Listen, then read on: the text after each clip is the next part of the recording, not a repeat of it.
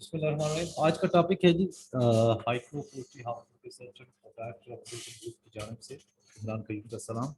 Topic है broiler heat production. Broilers का जो हीट प्रोडक्ट करते हैं, प्रोड्यूस करते हैं, जो ब्रॉयलर्स हैं, उसका हम आपको बता रहे हैं कि कितने टेम्परेचर पे, कितने बॉडी वेट जो होता है उस पर वो क्या प्रोड्यूस करते हैं। इसलिए हम आपको कहते हैं कि आप गर्मियों में आप अपना जो है बर्ड डेंसिटी जो है, एरिया जो है,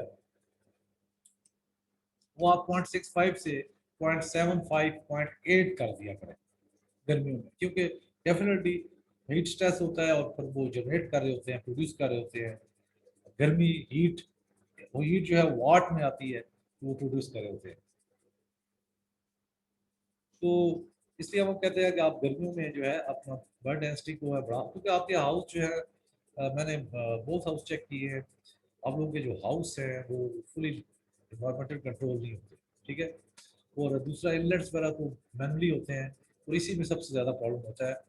आप लोग करोड़ों का सिस्टम लगा के एक 50,000 की ऑटोमेटिक वेंच नहीं लगाते जो कंट्रोलर से कंट्रोल हो, और आप 1 लाख का कंट्रोलर नहीं लगाते।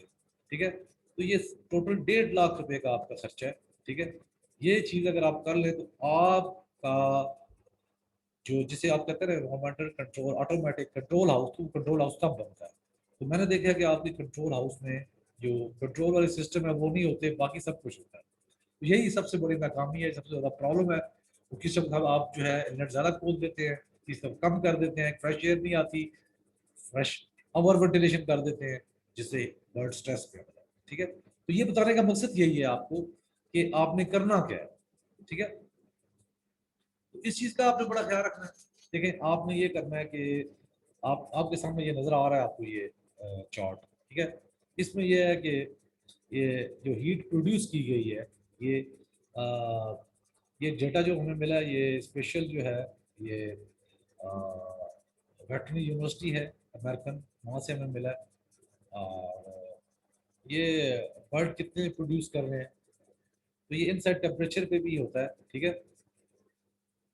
और ये देखें आप, 100 ग्राम बॉडी वेट है अगर, और अगर इनसाइड टेम्परेचर 30 डिग्री सेंटीग्रेड आप पे चला जाता है तो 0.6 वाट पर बर्ड जो है वो प्रोड्यूस कर रहा होता है।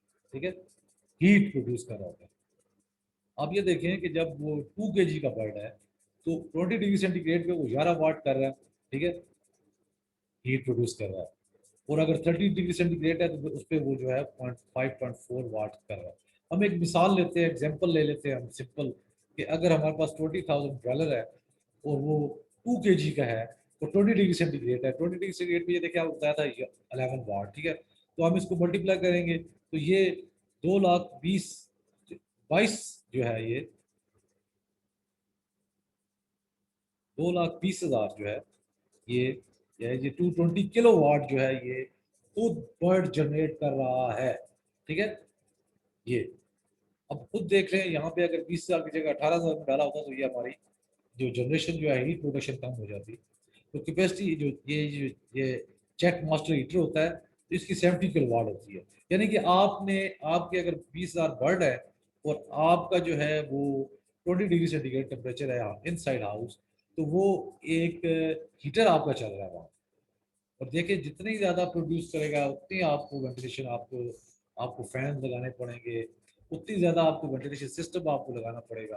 तो ये चीज़ आपको बता रहे हैं कि हम कहते हैं कि गर्मियों में आप जो है, जो बर्ड जो है उसका जो है डेंसिटी जो होती है, उसका जो पर स्क्वायर फुट एरिया होता है उसको आप बढ़ा दें। और सर्दियों में आप उसको 0.65 पे ले जाएं। ठीक है। 0.6 पे लेके जा सकते हैं, लेकिन गर्मियों में आप 0.775 पे आप इसको लेके जाएं। ठीक है। ताकि आपको जो एक इंटरनल आपको जो प्रॉब्लम होगी वो कम होगी। ठीक है। बाकी आप जो है, आपको बाकी आपको बाकी दूसरे टॉपिक के दिए हुआ है, वो जो हमारी वीडियोस हैं आप देखिए, हमारे इस चैनल पे दूसरे वीडियोस हैं, मोर देन 350 जो है वीडियो है। आप देखेंगे, आप इस सवाल को वेलकम करेंगे, अगर क्वेश्चन है तो इसके नीचे जो है सेक्शन में दें। So great, so thank you very much. इसको लाइक करें, सब्सक्राइब करें, ताकि आप, हमारा मैसेज जो है आपको, हम फ्री ऑफ कॉस्ट आपको, हमारा मोटो है कि हमने अपना इल्म और जो चीज़ें आपको बतानी है जो आपको फ़ायदा मंद, वो आप तरक्की करेंगे, हमारा मुल्क पाकिस्तान तरक्की करेगा, तो हम सब तरक्की करेंगे। खुश रहिएगा। और पढ़ते लिखते रहा करिएगा, नॉलेज इंक्रीज करें, दुआ करें, अल्लाह ताला रब्बी ज़िदनी इल्मा। Thank you very much. अल्लाह हाफ़िज़।